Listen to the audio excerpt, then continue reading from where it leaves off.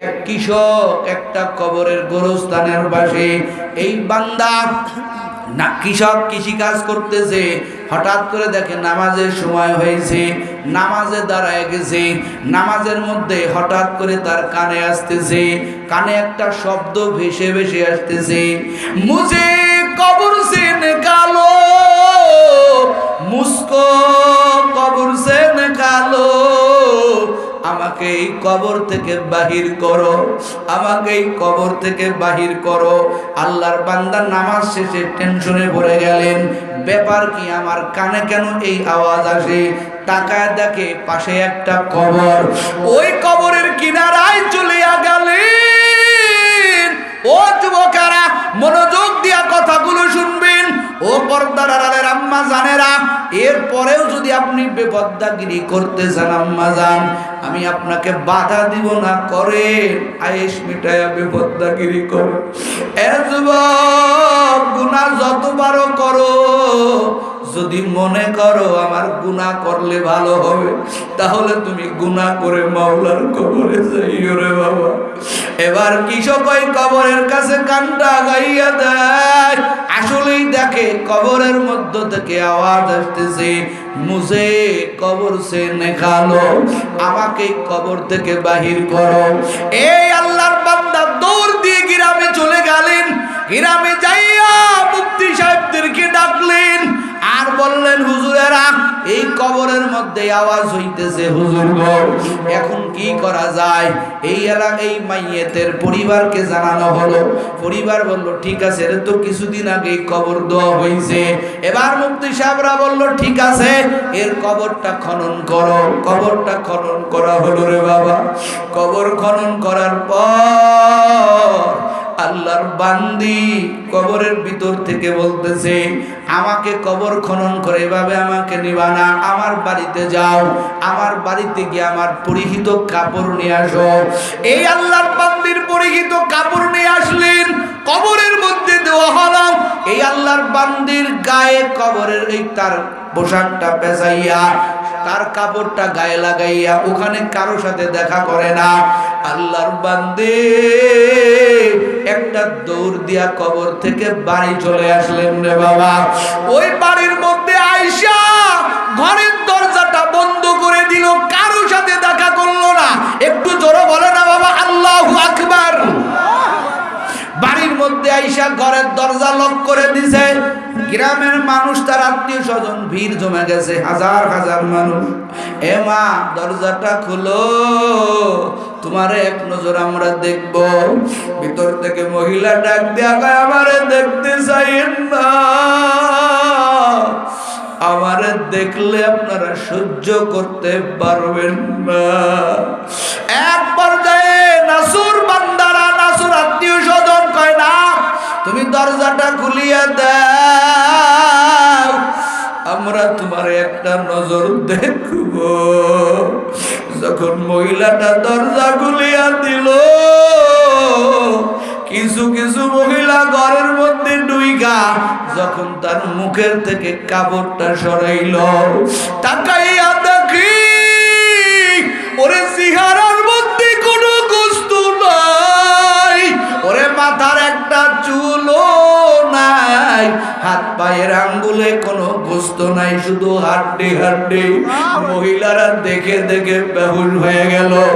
ডাক দিয়া বলল, এটা তোমার কি হালাত, এটা কেমন করে হলো?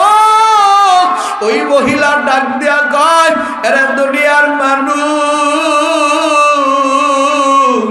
আমি বেপরদায় চলতাম, চুল বাহির করে চলতাম, আমার অঙ্গ দেখায় দেখায় বেড়াইতাম, জাহান্নামের আগুনের কারণে আমার সব কিছু পুড়ে ভস্ম হয়ে গেছে। এ আম্মা জানেরা, কিছুদিন পরে মহিলার আবার ইন্তেকাল হয়ে গেল। আল্লাহ দেখাইয়া দিয়েছে জাহান্নাম সত্য, কবরের আযাব সত্য। এরে যুবক, বল বল, কয়দিন আর বাহাদুরি করবি রে বাবা? তোমারও জানা নাই তোমার আমার শেষ ঠিকানা কোথায়, তোমার আমার মরণ কোথায় হবে রে যুবক? চোখের পানি ফেলাইয়া কাঁদো, আল্লাহর দরবারে তুমি কি নিয়ে যাবা রে বাবা? আল্লাহর দরবারে কি নিয়ে যাবা? তোমার বাপুজি কি, আমার বাপুজি কি রে যুবক? আল্লাহ এমনে এমনে কয় নাই রে বান্দা, যদি তুমি পুঁজি ছাড়া কবরে আসো, ওই কবর কিন্তু তোমার জন্য জাহান্নামের গর্ত হয়ে যাবে।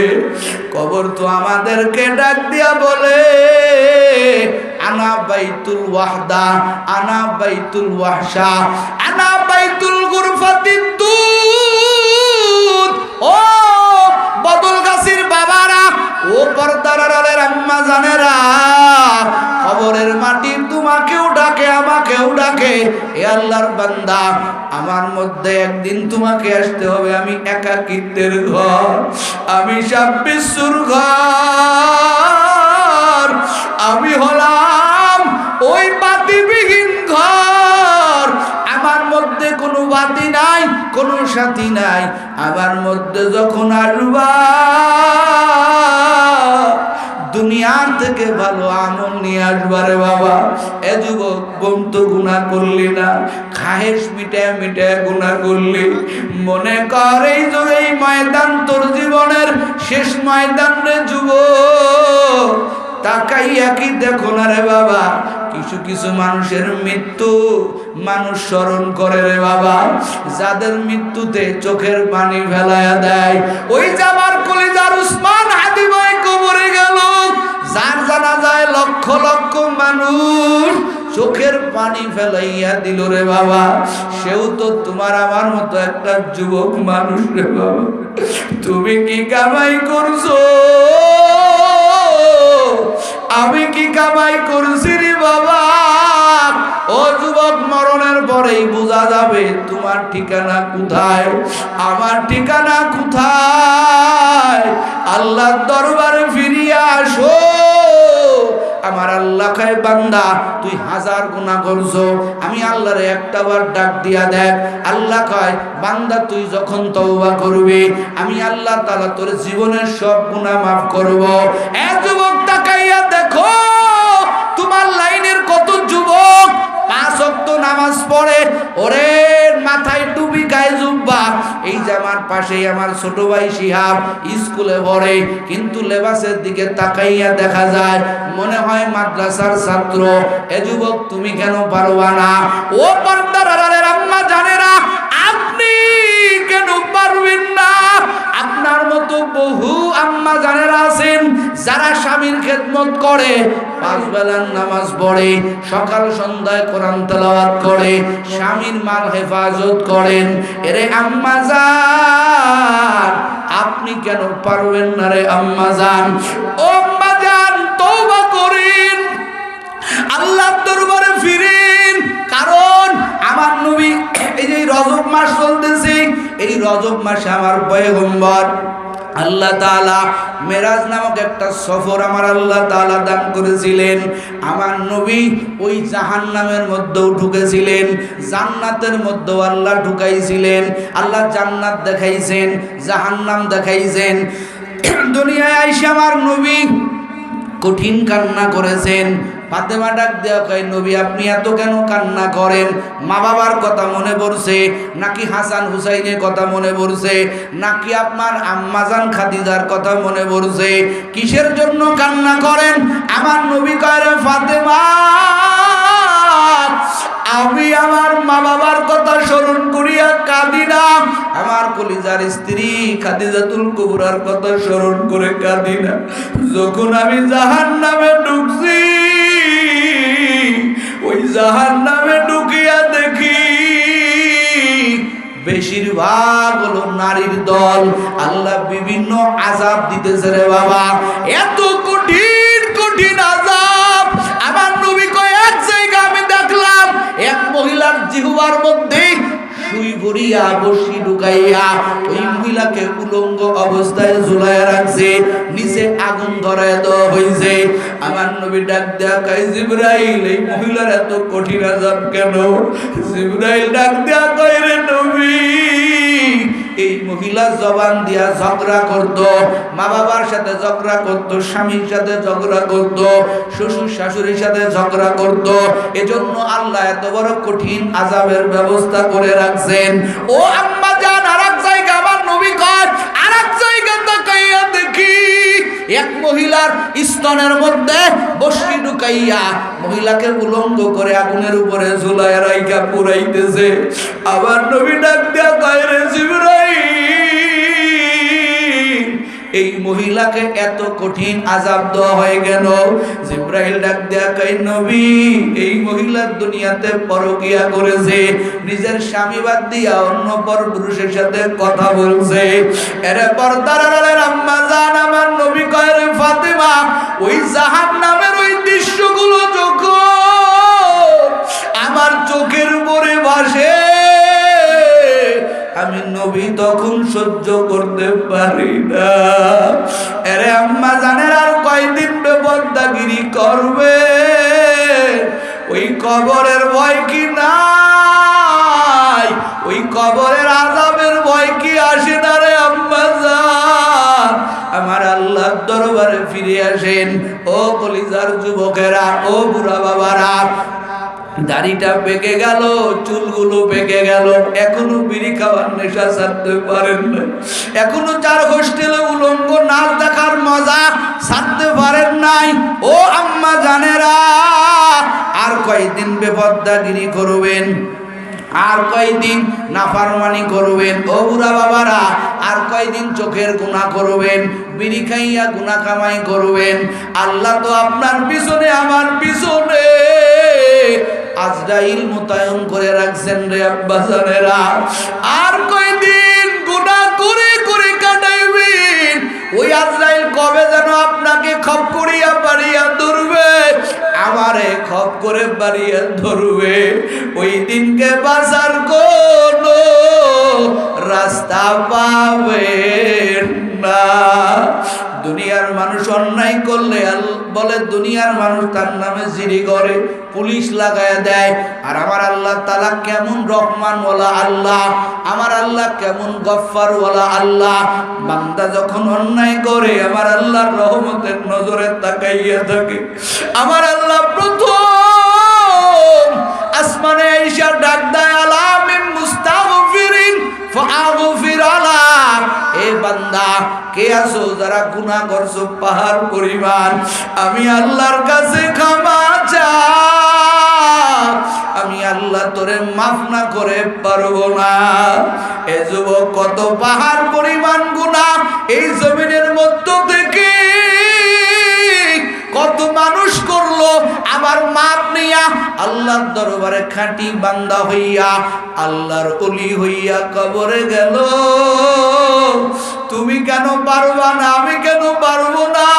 চোখের পানির আল্লাহর কাছে বড় দাম। তোমার আমার কইত গুনার দ্বারা যে জাহান্নাম জ্বলাইছি, এই জাহান্নাম কিন্তু বাবা চোখের পানি যারা নিবে না। এই জন্য দুনিয়াতে বেশি বেশি কাঁদতে হবে রে বাবা।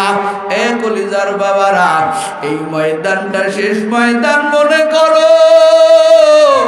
তুমি তো নিজে হাত দিয়া জনমের মতো তোমার বাবারে বিদায় করে দিছো, জনমের মতো মারে কবরে নামাইয়া দিছো। এখানে কত এতিম আছে, একটা মা কয়া ডাকতে পারে না, বাবা কয়া ডাকতে পারে না। কই তোমার আব্বা জান, কই তোমার আম্মা জান? ও যুবক, একদিন তুই আমিও ওই মৃত্যুর দ্বার প্রান্তে চলে যাব, মসজিদের খাটের উপরে শুইয়া পড়ব। তোমার আমার বাচ্চাগুলো আব্বু আব্বু কয়া ডাকবে, একটা ডাকেরও জবাব দিতে পারবি না রে যুবক। এই জন্য আমার মাওলার দিকে ফিরো। আল্লাহ ছাড়া কোনো মাহবুব পাইবি না রে বাবা। কারা কারা পারবা খাঁটি তওবার নিয়ত যদি থাকে? এ যুবক, তোমার লাইনের হাজার যুবক স্কুলে কলেজে পড়ে, পাঁচ ওয়াক্ত নামাজ পড়ে তুমিও নিয়ত করো পারবা। তোমার মতো হাজার যুবক দাড়ি লম্বা করে চলে, তুমিও পারবা, নিয়ত করলেই পারবা। এরে পর্দার আড়ালের আম্মা জান, আপনার মতো বহু আম্মা জানেরা আছেন যারা পাঁচ বেলার নামাজ পড়ে, স্বামীর খেদমত করে, পর্দা থাকে, সকাল সন্ধ্যায় কোরআন তেলাওয়াত করে। এই আম্মা জান আপনিও পারবেন, নিয়ত করলেই সম্ভব। কাদের কাদের তওবা করার নিয়ত আছে? খাঁটি তওবার নিয়ত থাকলে মুনাফিকিনা দুটো হাত আমার আল্লাহরে দেখায়া দাও। নারে তাকবীর! আয় আল্লাহ, তওবার নিয়তে হাত উঠাইছি রে মালিক, তওবাকারী আপনার বন্ধু। আয় আল্লাহ, এখন সবার দিল নরম। আয় আল্লাহ, গুনাহ তো করে ফেলেছি, দুনিয়ার কেউ হয়তো দেখে নাই, আপনার কুদরতি চোখ ফাঁকি দিতে পারি নাই রে মালিক। আয় আল্লাহ, জমিন থেকে বিদায় হওয়ার আগে তোমার বন্ধু না বানাইয়া, তোমার খাঁটি গোলাম না বানাইয়া রে আল্লাহ, ওই অন্ধকার কবরে আমাদের কারো ডাক দিয়েন না। জোরে বলেন আমিন। আল্লাহ আমাদের সবাইকে তওবাতুন নসুহা করে আল্লাহর খাঁটি গোলাম হয়া আমাদের কবরে যাওয়ার তৌফিক আল্লাহ দান করুক। সবাই বলেন আমিন।